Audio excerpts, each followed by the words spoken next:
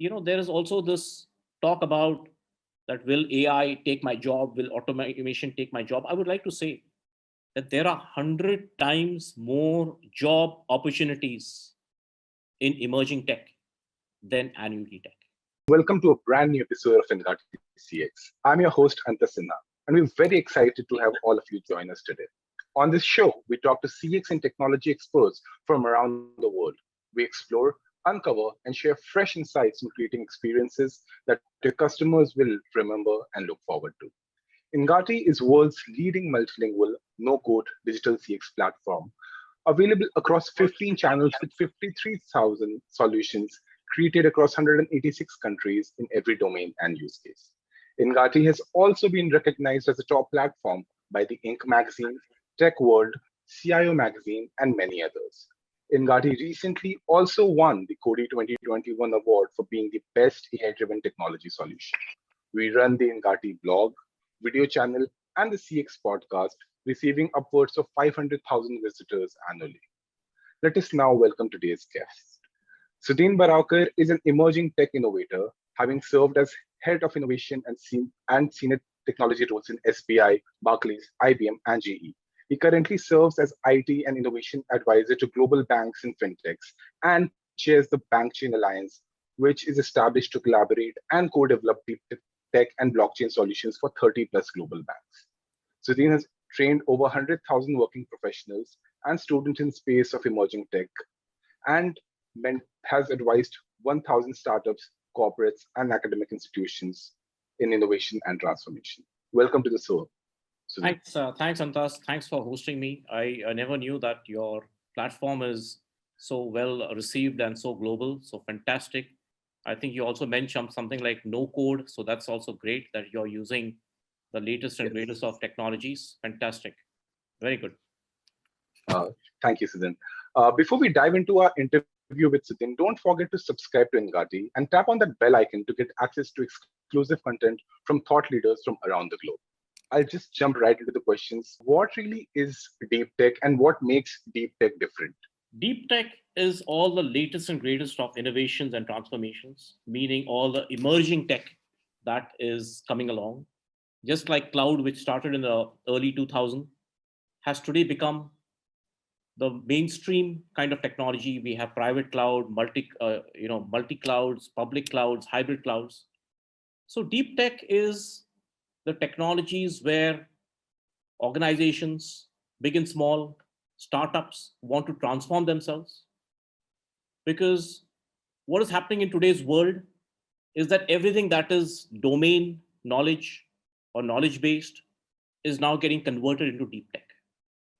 So everything is going to become, just as cars are going to, or some of those cars are already being tested for autonomic behavior, right? So just like cars are going to drive themselves, you will have the entire industries drive by themselves.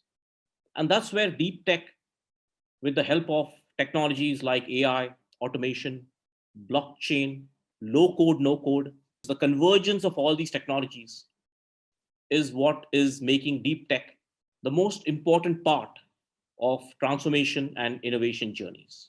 You're trying to say that it's a bunch of innovation that would drive industries and solutions in a new direction is what I gather from it.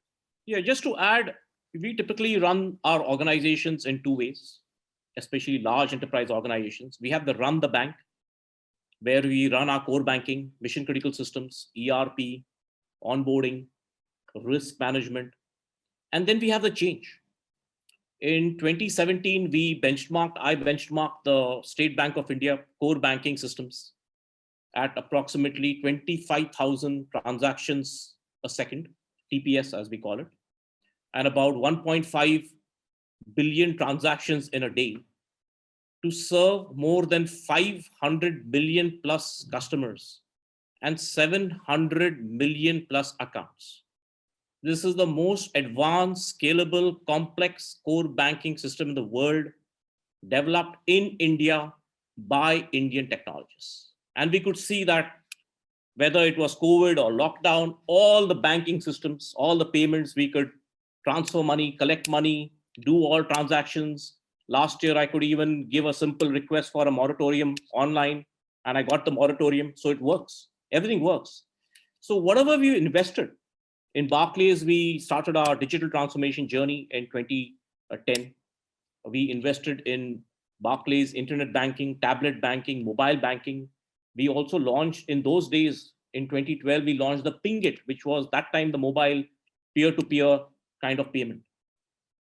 So the run is where we run all these mission critical systems, and the change is where we do transformation, where we modernize our core banking. We in SBI in 2018 we launched our Yono, which is entire banking in a box available on your smartphone. Last I checked with the team, we have more than 30 million users for Yono. Right. So whatever we've invested in technologies, and me coming from the banking side, we take pride because when we started this journey, we were asked the question, what are you all trying to do? What is it that, you all are trying to do? Will all this return come? Will all this, do you have a cost benefit analysis? Do you have a return on investment? And today you can see that global banks like SBI, Barclays are at the cutting edge of technology, transforming ourselves. Barclays is more than 340 years old.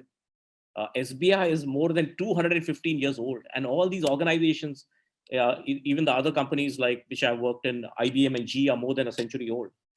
So all these companies have got this innovation and transformation DNA embedded, and today these are the same companies which have survived, sustained, and prospered. I use like the SBI Yono app almost on a daily basis, and it's actually really good, and I actually love using one of these apps. Now, after listening to all this, I really want to know, how does this deep tech actually work? Like, what goes behind implementing a system like this? Deep tech is very much engineering and development based. So when we use the deep tech, because especially in a banking scenario, these are all mission critical systems, right? So we have to make sure that everything works. Imagine if our payment doesn't work, or if our core banking doesn't work, imagine the catastrophic effect it can have on the ecosystem, right? So deep tech is typically engineered. We use what is called a mix of both open stack as well as our existing stack, where we map out our existing technology inventory, and then we look at what is the unmet demand and what are the emerging use cases. And that's where we start our engineering and development, the architecture around the emerging tech, merge the two together. So the change is going to then run with the run, right? So as to make sure that all the systems are in sync. So for example, our digital channels are in sync with our core banking, so that we don't have any problems with reconciliation and all that stuff.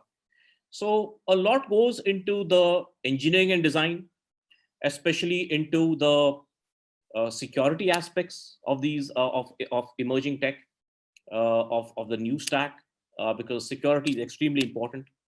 A lot goes into the integration aspect. How do we integrate this emerging tech and new tech into our existing systems? Right, we did that in 2017. The State Bank, as head of innovation there at that time in 2017, we launched 3 hackathons, global hackathons: Code for Bank, Develop for Bank, Automate for Bank.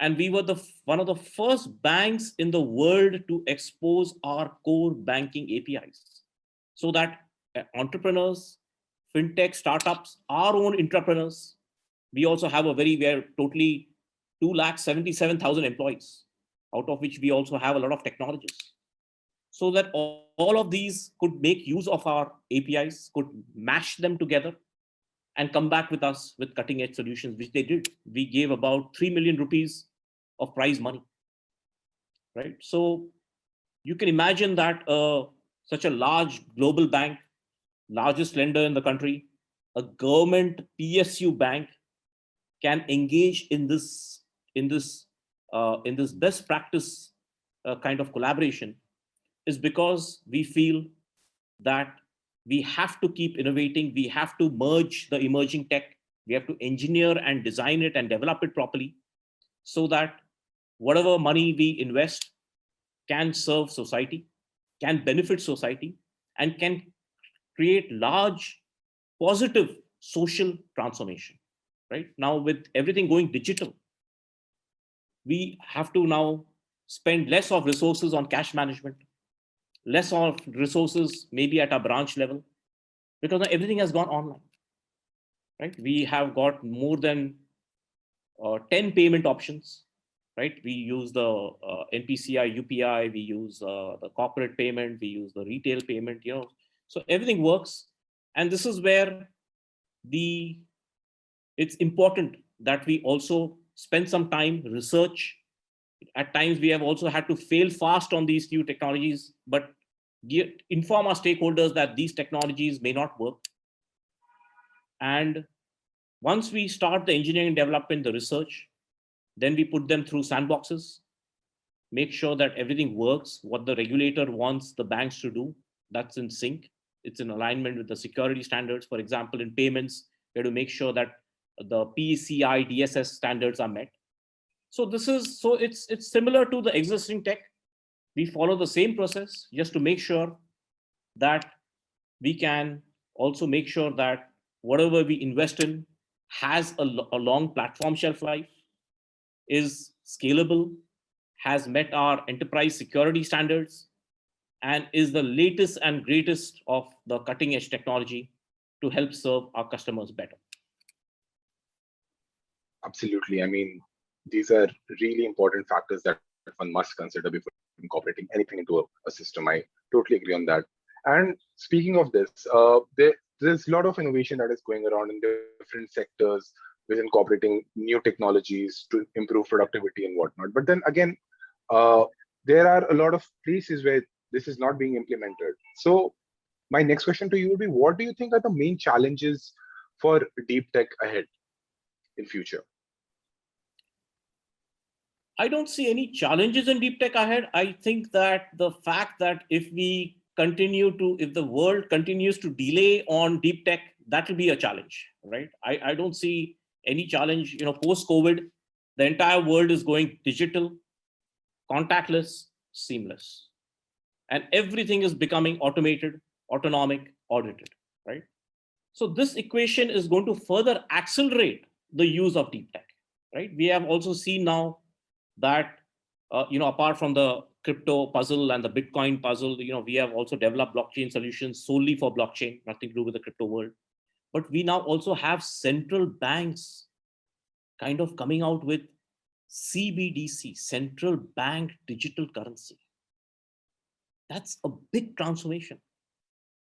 Look at our Indian context, right? We have a very large country and we have an incredible financial system.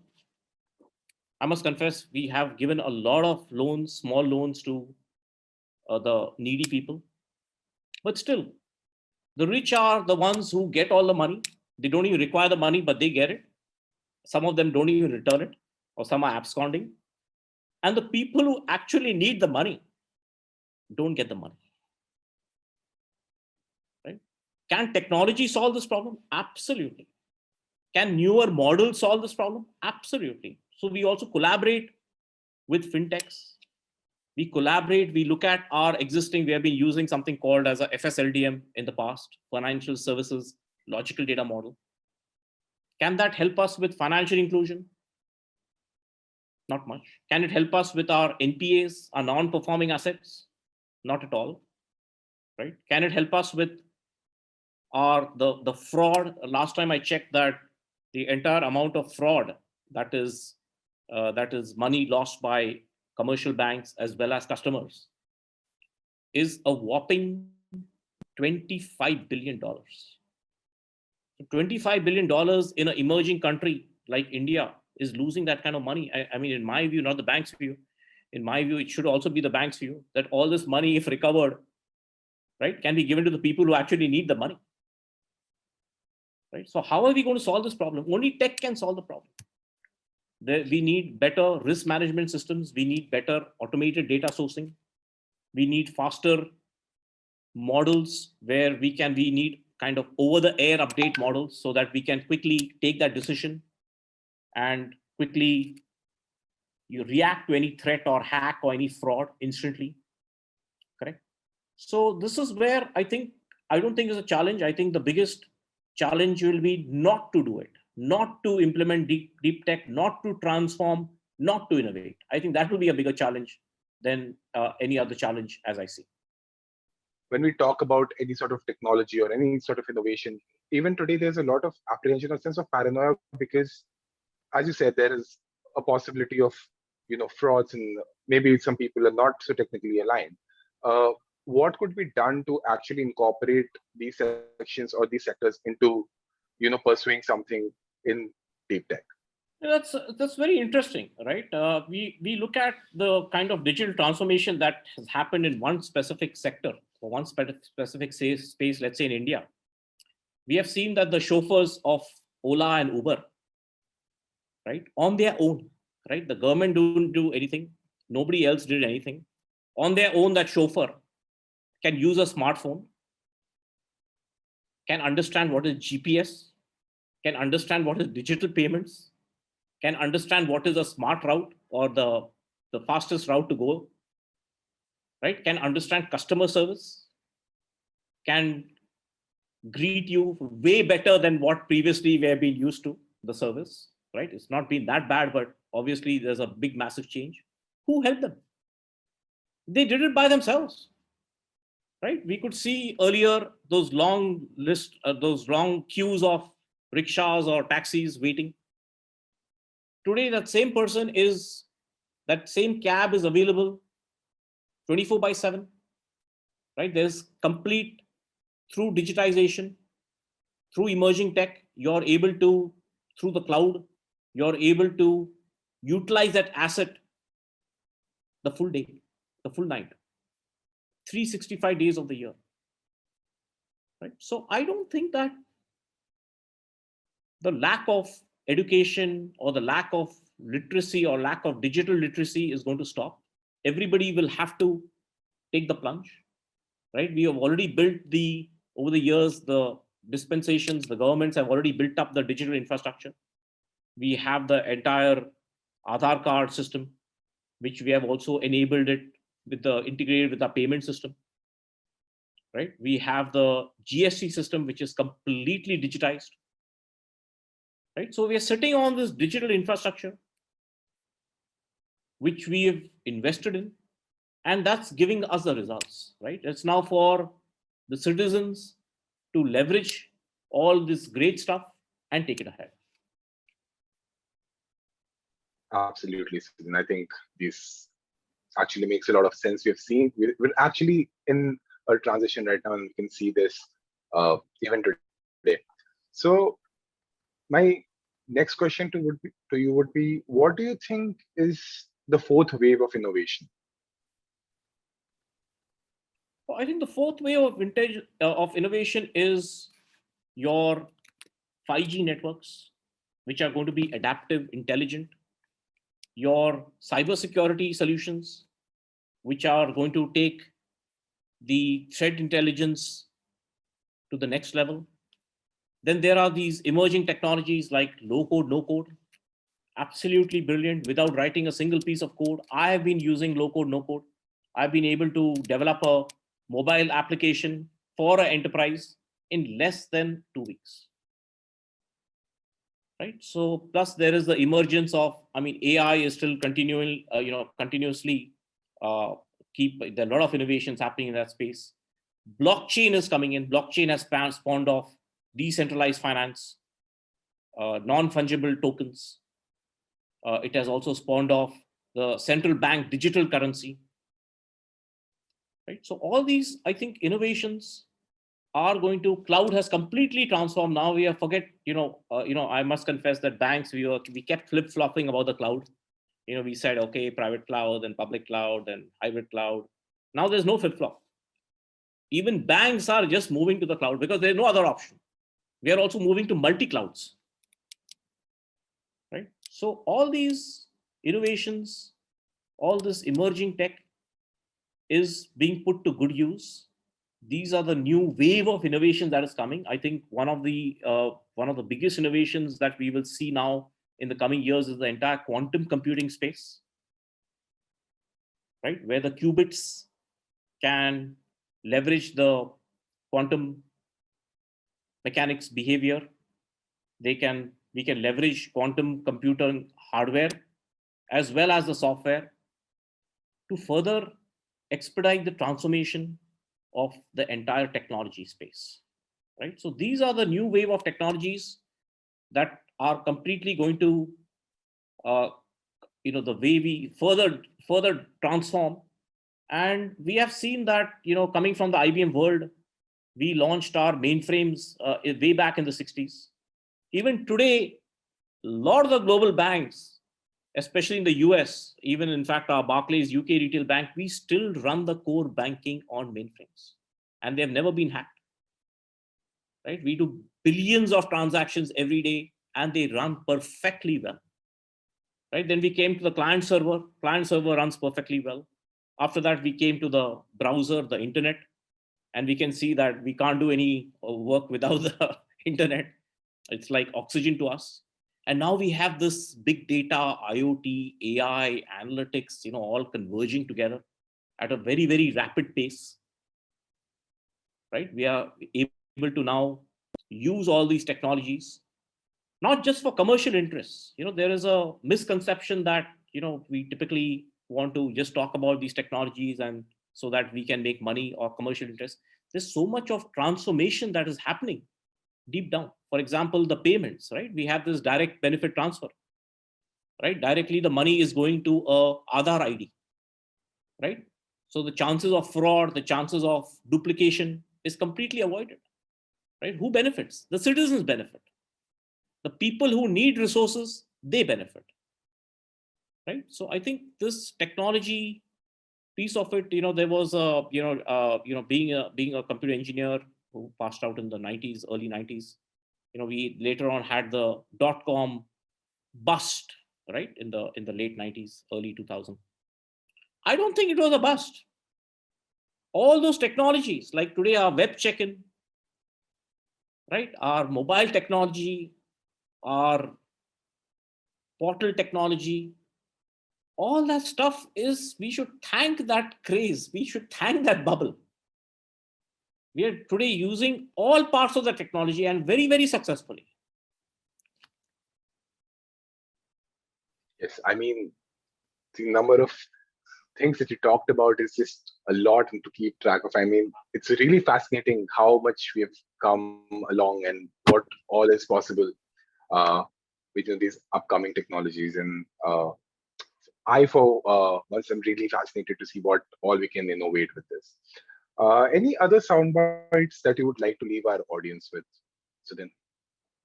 I think we need to change our culture, right? In terms of, we've never been a risk-taking culture. We have never been an innovative kind of transformative culture, and that is already changing. We need to further push on that, right? We need to, because this is the time.